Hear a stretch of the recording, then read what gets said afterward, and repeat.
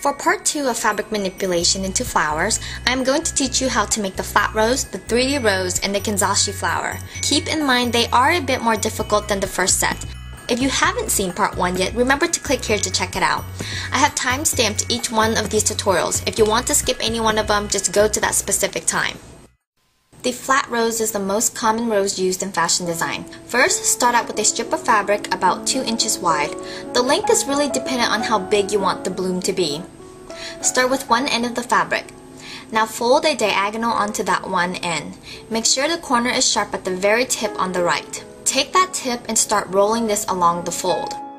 Leave a bit of the fold left over and fold the rest of the strip to the back.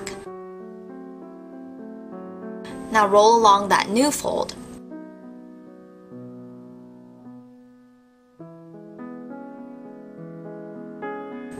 Leave a little bit of that fold and then again fold it to the back.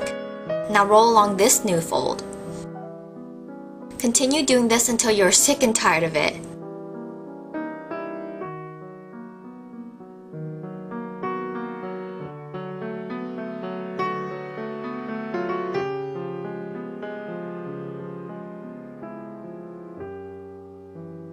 Keep in mind that as your rose gets bigger, it will take less rolls to reach the end of the fold.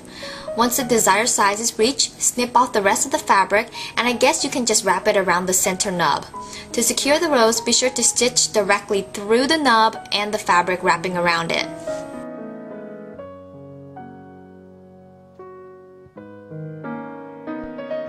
Make sure to try out different colors, and even with satin ribbons, high-end brands love to throw on a few roses and call it a day. Just like the flattened rose, you'll need the same dimension to create a 3D rose, which is 2 inches wide. Again, start at one end of the fabric. Fold the right side down and make sure that the fabric passes the bottom edge a bit.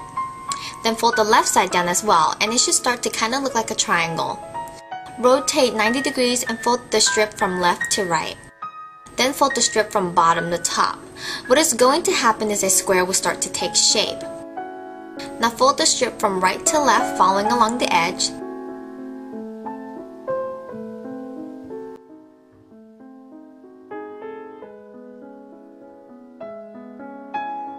Then bottom to top.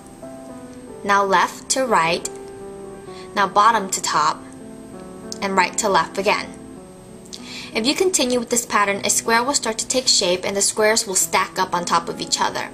Remember, the more folds you make, the taller the rose will be, so keep it around 15 to 20 folds. Cut off the excess fabric and twirl it a bit.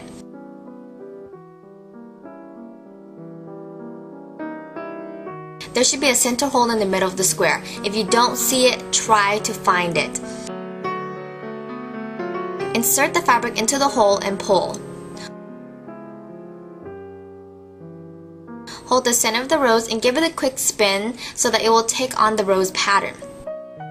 Don't forget to sew a stitch in the back to secure the rose.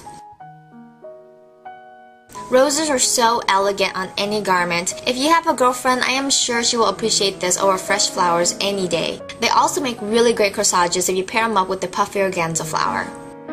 The kanzashi flower is my most favorite fabric flower to run to. If you're good with origami, this will probably be the flower for you. Start off first with 3 by 3 inch squares. Take a piece and fold it diagonally.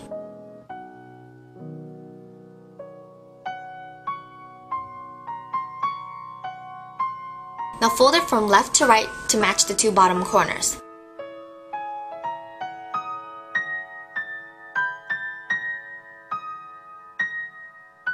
Take the right corner and fold it to match the top corner. Flip over and repeat the same step to the left flap.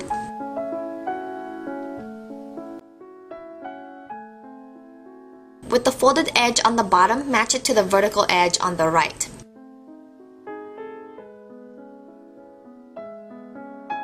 Flip it over and do the same thing on the other side.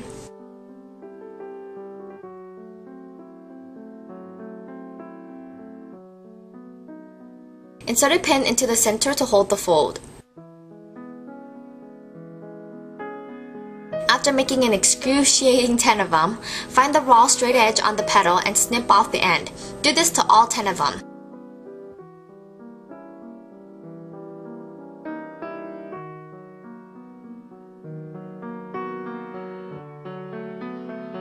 Each one of these is a petal. If you take a look at it closely, one side has 2 folds and the other side has 4 folds. It doesn't matter which side you choose, but make sure you do stay consistent while you're sewing them together. Insert your needle through the center of the petal and pull the thread through. At this point, you can remove the pin. Keeping the petals facing the same direction, keep adding them onto the thread. Once all of them are on the piece of thread, tie the 2 ends of threads together to create a circle. See how the flower is starting to take shape?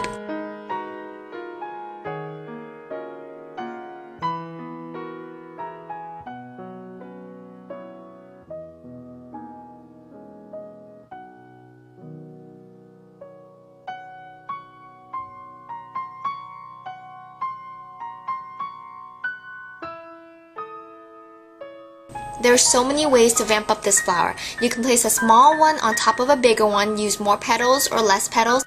Play around, have fun, and don't forget that you have the options to choose whatever fabric and textures you like to make these your own. Good luck, and I will see you guys next week.